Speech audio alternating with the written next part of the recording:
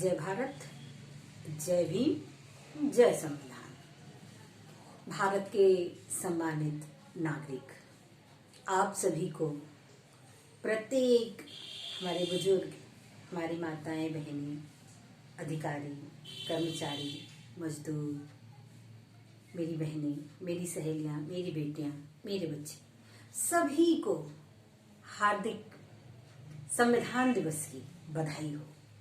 आज ही का वो पावन दिन है जिस दिन हमारा संविधान आंशिक रूप से उसके कुछ भाग लागू हुए थे और आज 26 नवंबर सन 1949 को ये संविधान आंशिक रूप से लागू हुआ।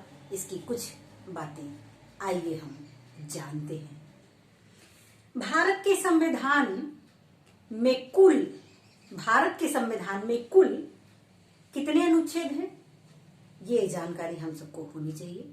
भारत का संविधान 395 अनुच्छेद, 22 भाग और 12 अनुसूचियां हैं। कितनी अनुसूचियां हैं? 12 अनुसूचियां हैं। मूल संविधान में 8 थी, बाद में उसको बढ़ा करके 12 किया गया। भारत के संविधान के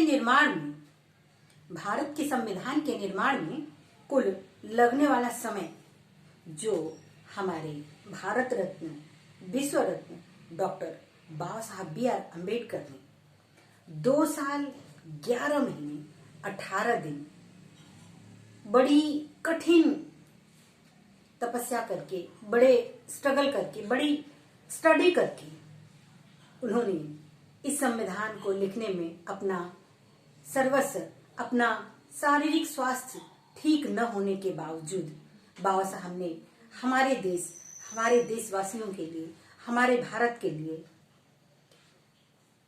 आधुनिक भारत के निर्माता के रूप में डॉक्टर B.R. अम्बेडकर साहब ने ये जिम्मेदारी 2 साल 11 महीने 18 दिन में पूरा किया। हम सभी को नाज होना चाहिए कि हम एक ऐसे देश में रहते हैं जहां का संविधान विश्व में नंबर 1 का स्थान रखता है। विश्व में सबसे महान संविधानों में एक है। नेल्सन मंडेला साहब कहते हैं कि भारत से कुछ लेने योग्य है तो वो है हमारा संविधान। भारत का संविधान इतना महान है, इतना मूल्यवान है कि जिसकी कहीं और कोई तुलना नहीं मिलती है। भारत की संविधान निर्मात्री सभा, भारत की जो संविधान निर्माण करने वाली जो सभा थी, उसको 26 नवंबर, उसने जो है हमारे संविधान को 26 नवंबर 1949 को इसे आत्मर्पित और ग्रहण किया था, स्वीकार किया था। ये संविधान हम भारत के लोगों के द्वारा, निर्वाचित प्रतिनिधियों के द्वारा जो है हम भारत के लोग इसकी ताकत हैं। हम भारत के लोगों को ये आत्मर्पित, समर्पित किया गया था। इसके संविधान के प्रारूप समिति के अध्यक्ष भारत रत्न डॉक्टर बाबा साहब अम्बेडकर हैं। संविधान सभा के अस्थायी सदस्य जो 9 दिसंबर 1946 को डॉक्टर सच्चिदानंद सिन्हा को बनाया गया था। संविधान निर्मात्री सभा के अस्थायी अध्यक्ष राजेंद्र प्रसाद 11 दिसंबर को इनको अस्थायी अध्यक्ष बनाया गया था। संविधान निर्मात्री सभा में जो उद्देश्य प्रस्ताव था, उसे पंडित जवाहरलाल नेहरू ने 13 दिसंबर 1946 को ये प्रस्ताव पेश किया था। उद्देश्य प्रस्ताव पर कुल 7 दिन बहस हुई थी। संविधान निर्मात्री सभा के प्रमुख सलाहकार B.N. राव थे और भारत का संविधान जो है, जो लागू होता है, पूरी तरीके से जो लागू होता है, वो हम सभी जानते हैं कि 26 जनवरी 1950 को, जो अगले साल 26 जनवरी 50 को हम सभी लोग गणतंत्र दिवस के रूप में मनाते हैं। संविधान के कुछ अनुच्छेद 26 नवंबर 1949 के दिन लागू हुआ था, जो आज का दिन है। और भारतीय संविधान की आत्मा अगर कहीं निवास करती है तो वो है हमारी उद्देशिका, हमारा प्रस्ताव, जिसे इंग्लिश में प्रेमबोल कहते हैं। संविधान की जो आत्मा है, जो मूल बातें हैं, वो उद्देशिका में हम सभी को मिलती है पढ़ने को, जानने को, सीखने को। और हमारे आजादी में कुर्बान हुए सभी शहीदों के जो उद्देश्य थे, वो उद्देशिका में उसे संजोया गया है, उसे संवारा गया है। अपने महान शहीदों की स्मृतियों को, उनके सपनों को पूरा करने का जो लक्ष्य है, वो उद्देशिका में दिया गया है। क्योंकि सभी लोग मोटी मोटी किताबें नहीं पढ़ सकते हैं, सभी लोग जो है इतनी क्षमता नहीं रखते हैं कि संविधान के एक एक अनुच्छेद को सीखें, पढ़ें।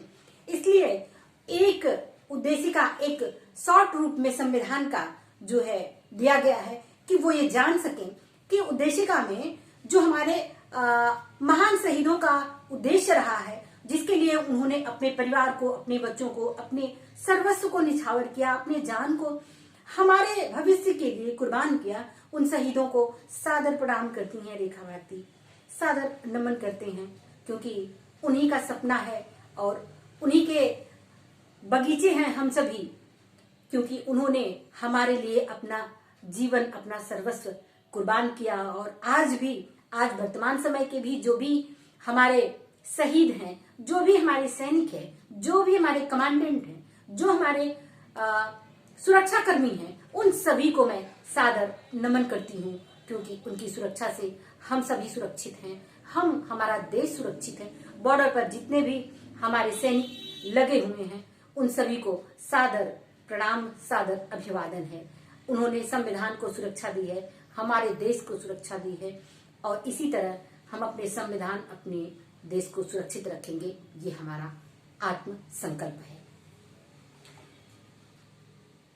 संविधान के अंतर्गत भारत देश को जो नाम दिया गया है वो है भारत, अर्थात इंडिया।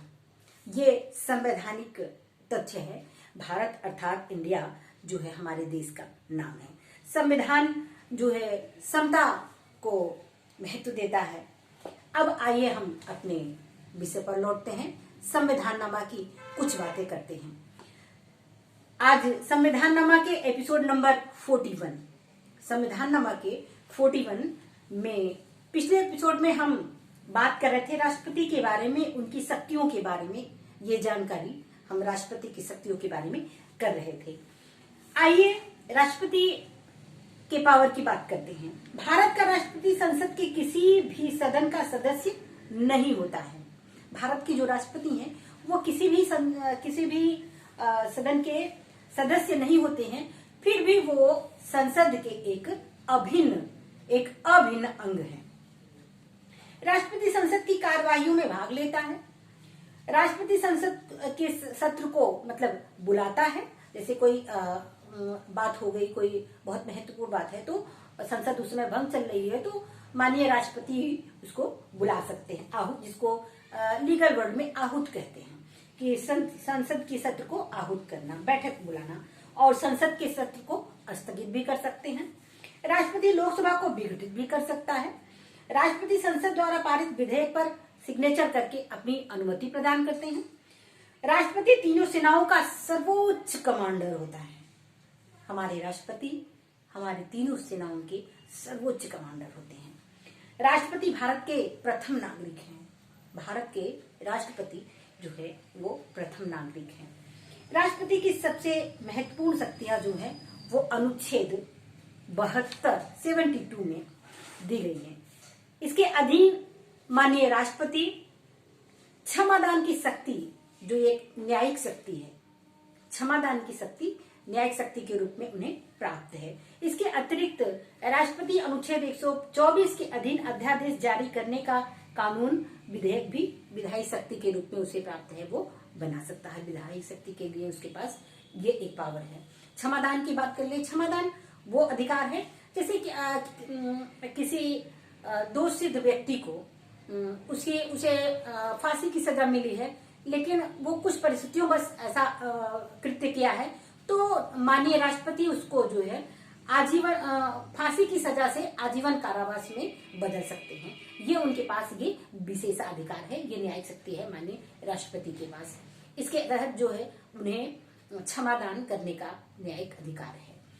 आज ये महत्वपूर्ण दिन, आज संविधाननामा में हम इतना ही बात करते हैं। एक बार पुनः हम अपने सभी माननीय भारत के सभी नागरिकों को, सभी सम्मानित पदों पर बैठे हुए अधिकारी, कर्मचारी और हमारे माननीय सांसद, विधायक और सभी हमारे सेना, हमारे किसान, जवान और मजदूर जो एक पिलर के रूप में हमारे देश को खड़ा किए हुए हैं, उन सभी को संविधान दिवस की हार्दिक शुभकामनाएं। संविधान है तो हम सभी, हमारा देश सुरक्षित है, हमारे देश के ऊपर कोई अटैक नहीं कर सकता है, क्योंकि हमारा संविधान ये प्रभुता संपन्न की बात करता है। और हम सभी नागरिकों को अपने देश, अपने संविधान से प्रेम करना चाहिए, अपने अधिकारों का, अपने कर्तव्यों का हमें जानकारी होना चाहिए। हमें एक जिम्मेदार नागरिक बनना चाहिए, एक जिम्मेदार नागरिक जो अपने अधिकारों को ही नहीं बल्कि अपने कर्तव्यों को भी जानता है, जो ये जानता है कि हमारे एक कृत्य से हमारे देश को क्या लाभ हो सकता है, क्या हानि हो सकता है, ये हमें ध्यान रखना है। इसी के साथ जय भारत, जय भीम, जय संविधान। धन्यवाद।